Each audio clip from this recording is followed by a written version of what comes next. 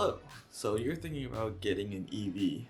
That's awesome, that's good, that's great. But here are some top 5 things that you should consider when getting an EV. First, you should check out what your charging at home situation will look like. Now, you can charge your vehicle with a simple 120 volt standard outlet. This is something that you see around your house everywhere. Now, depending on your state of charge and the size of your battery, it might take a couple days to really charge your vehicle or get to the percentage that you want. It's best to see if you can get a 240 volt outlet installed into your garage. As you can see here, this type of outlet is a 240 volt outlet. This is the kind of outlet that your dryer appliance uses. And so this can charge my Tesla from 0 to 100% in about 8-ish hours, something like that. And so that's the real benefit of having a EV and having a proper charging setup at your house. I definitely would not recommend getting an EV if you don't have a proper charging setup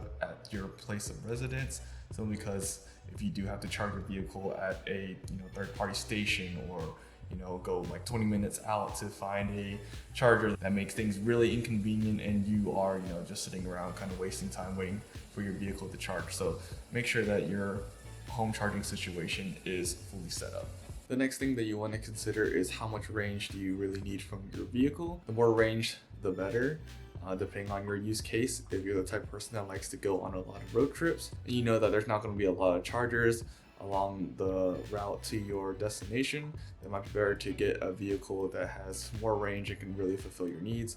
If you're the type of person that doesn't really road trip a lot and just needs a decent amount of range, like 150 miles, something like that, maybe best to consider maybe a Chevy Volt compared to a Tesla Model 3 long range. So make sure you just shop around, see what range is feasible for you. Take note that in the winter, battery does drop, so your 100% state of charge, you won't be getting the same amount of miles in the winter compared to the spring due to the colder temperatures affecting the batteries. The next thing that you should consider is the cost. Now, you don't have to pay for gas, obviously, because it is an electric vehicle that you are getting. In most states right now, you do have to pay a higher registration fee. I personally live in Georgia, so my registration fee, I just recently renewed it, was like about $240, and that's a lot. It's a lot. So since you're not paying for gas tax, they'll tax you elsewhere, and registration is one of them.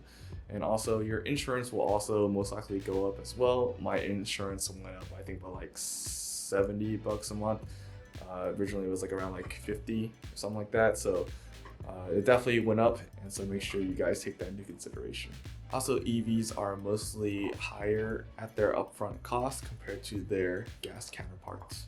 Another thing that you want to consider is the level of support that you'll be getting after you buy the vehicle. So with Tesla, there are, depending on your area, because Tesla is still kind of newish, their service centers aren't really everywhere. Maybe if you live in California, or where like most of their vehicles are being manufactured, and EVs are more prevalent there, I don't think you would have too much trouble when it comes to scheduling service and getting your car looked at, things of that nature. But out here, let's say for example Georgia, it might be a little bit more difficult due to the fact that there's less service centers. With services like that compared to more traditional dealerships, you might have more support. You might be able to have your car looked at sooner.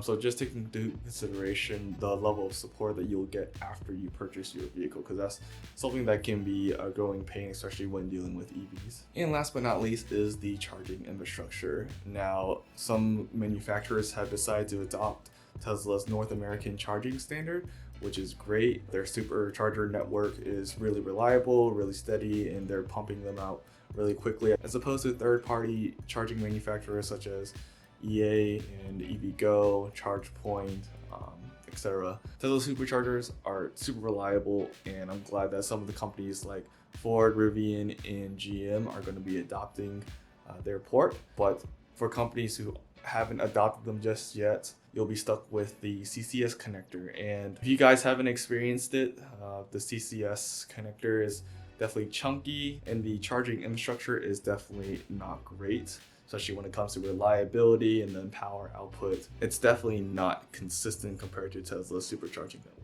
Note that the companies that are adapting Tesla's North American charging standard port, starting around the middle of 2024, the manufacturers who have decided to adopt Tesla's North American charging standard port they'll be receiving adapters sometime around 2024 to connect from the CCS to the NACS charging network. Starting around 2025 is where most of the car manufacturers such as GM, Rivian, and Ford, they will be building the North American charging standard port into their vehicles as opposed to CCS. Until then, if you guys are going to be considering an EV, take into consideration the current and future support of the charging infrastructure. So those are just my top 5 things that I want you guys to consider. If you guys are thinking about getting a vehicle, I think having a proper home charging situation at your place of residence is definitely going to be your number 1 priority, because if you can't properly charge your car at your house or your apartments or wherever it is,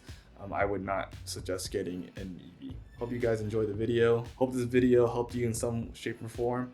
And thank you guys for watching. Hope to see you on the next one. Thanks.